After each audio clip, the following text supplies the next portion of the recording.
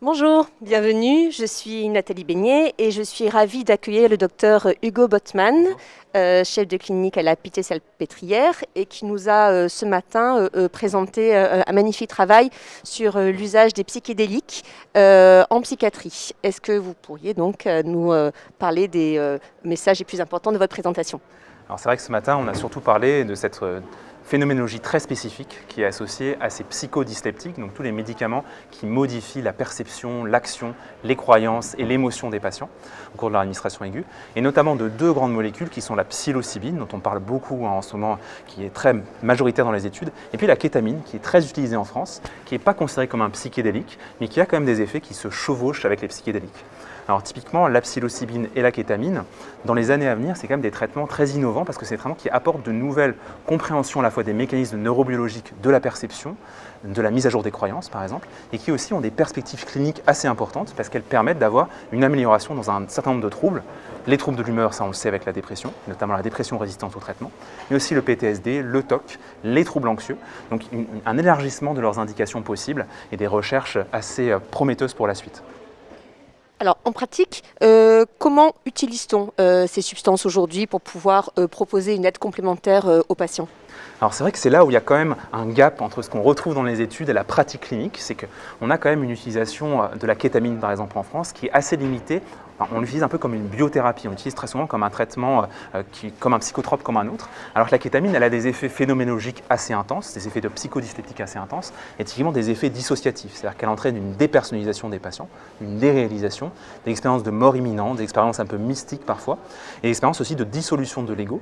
Et ces effets-là, qui sont très forts pour les patients, qui participent vraiment à leur expérience aiguë pendant qu'ils prennent le traitement, en fait, il faut les monitorer, ça c'est la première chose à faire. Et puis surtout, il faut s'en servir. Il faut se servir de ces effets pour potentialiser en fait, l'efficacité de ces traitements. L'une des manières de le faire, c'est de faire de la psychothérapie augmentée par psychodyspeptique, donc typiquement de la psychothérapie augmentée par kétamine ou augmentée par psilocybine. Donc là, en France, on n'utilise pas encore la psilocybine, on n'a pas encore l'autorisation, mais c'est quelque chose qui va venir dans les années prochaines. Et donc on aura forcément des modèles d'utilisation à mettre en place et à formaliser un peu pour ces traitements. Donc, si je comprends bien, ce ne sont évidemment pas des substances que l'on utilise comme des psychotropes traditionnels, et qu'on ne prescrit pas comme une pharmacothérapie, mais dont l'usage s'entend en complément d'une approche centrée notamment sur la modification des croyances des patients. Donc, quelle est la différence en fait entre la psilocybine et la kétamine au niveau de leurs effets? Alors il y a des différences qui sont quand même assez spécifiques, c'est-à-dire que la psilocybine c'est plutôt un traitement qui va avoir des effets psychédéliques en fait assez typiques. Donc elle va créer un état de dissolution de l'ego, c'est-à-dire que la sensation de perte de connexion avec le self, la sensation que les contours de sa personnalité sont un peu floutés, alors que la kétamine elle va plutôt avoir des effets dissociatifs directs, avec typiquement des effets très physiques, des effets de dépersonnalisation très physiques, qui vont ressembler un peu à la dissolution de l'ego, mais qui vont quand même plus toucher le corps, des effets d'autoscopie, par exemple la sensation de monter au-dessus de son corps, de flotter au-dessus de son corps, et puis des sensations aussi de perte de sens de l'identité corporelle, de perte de l'intégrité corporelle, par exemple le syndrome d'Alice au Pays des Merveilles, où les membres s'allongent ou rétrécissent après la prise. Ces deux effets-là, en fait, ils sont assez proches, l'ego-dissolution et la dépersonnalisation, parce qu'on sait que dans la dépersonnalisation, il y a aussi une perte de ces frontières de l'ego, et dans l'ego-dissolution, il y a des effets physiques. Donc en fait, kétamine et psilocybine, leurs effets phénoménologiques se recoupent assez fortement. Et est-ce qu'à ce titre-là, vous pensez que l'on pourrait, c'est peut-être un petit peu tôt pour le dire, mais envisager des usages différents de ces deux substances, notamment en fonction des types de patients, de leur type de croyance ou des pathologies? Exactement, ça c'est un peu l'idée de la psychothérapie augmentée par rapport à la psychothérapie assistée. Dans les thérapies assistées, il y avait souvent une hégémonie pharmacologique, c'est-à-dire que c'était l'effet pharmacologique du produit qui était cherché en premier. Dans l'idée des psychothérapies augmentées, c'est qu'on va chercher à utiliser l'effet pharmacologique très spécifique sur un type de récepteur ou un type de comportement observé pour en fait moduler une approche psychothérapeutique.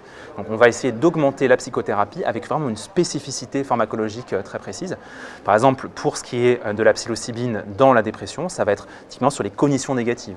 Pareil pour la kétamine, dans les idées suicidaires, ça va être l'effet idéolytique de la kétamine. Cet effet que la kétamine, finalement, elle supprime un peu le flux des pensées, elle supprime le flux des ruminations.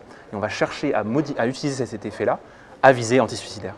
Pour d'autres choses, typiquement dans le TOC ou dans le PTSD, l'utilisation des psychédéliques ou des psychodyspeptiques peut être aussi avec cette visée très spécifique sur le symptôme qu'on cherche.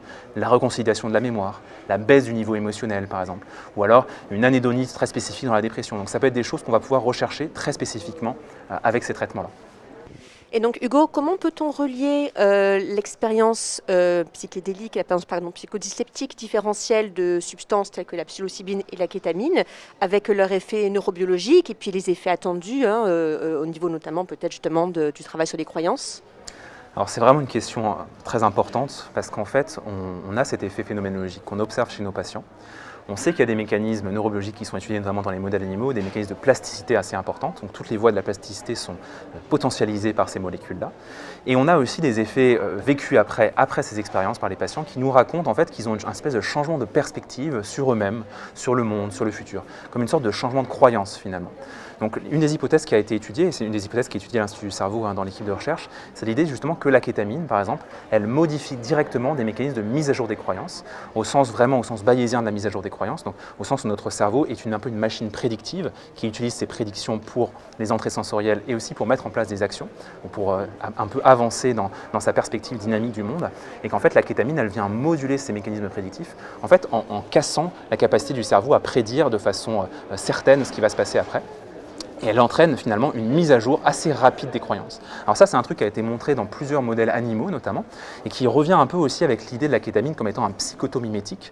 Donc la kétamine a été utilisée très longtemps dans les études de sciences expérimentales pour vraiment générer des symptômes psychotiques chez les patients. Donc générer des symptômes psychotiques plutôt chez des sujets sains. Donc en fait, au cours de cette génération, on avait des phénomènes d'apophénie, donc des phénomènes où finalement il y avait des mécanismes un peu délirants qui se mettaient en place, et c'est probablement des mécanismes assez communs qu'on retrouve dans l'effet antidépresseur, avec un effet de modulation directe des perspectives, des croyances des patients. Donc ces phénomènes-là, ils sont étudiés en lien avec les neurones à récepteurs NMDA et les interactions glutamatergiques et GABAergiques entre ces neurones. Voilà. En tout cas, merci infiniment pour toutes ces précisions et ce travail remarquable. Nous attendons avec impatience la publication des résultats de ces travaux qui, j'imagine, suscitent beaucoup de recherches. Merci beaucoup, Hugo, et merci à tous.